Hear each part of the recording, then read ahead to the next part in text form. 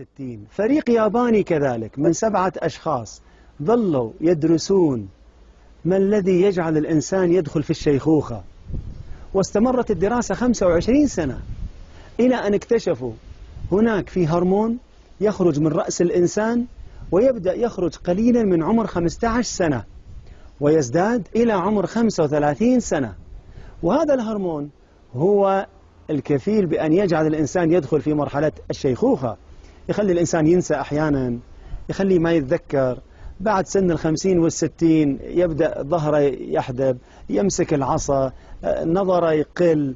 فهذا الهرمون هو اللي يأثر في دخول الإنسان مرحلة الشيخوخة. بدأوا اليابانيين يفكرون كيف يستطيعون أنهم يزيدون من هذه المرحلة بحيث أن الإنسان ما يدخل إلى سن الشيخوخة مبكر، واكتشفوا أن هذا الهرمون الموجود بعد ما مسحوا كل النباتات اكتشفوا أنه موجود في التين والزيتون، ثم عملوا معادلة فاكتشفوا أن كل تينة واحدة و7 زيتونات هي بمقياس الهرمون الموجود في مخ الإنسان.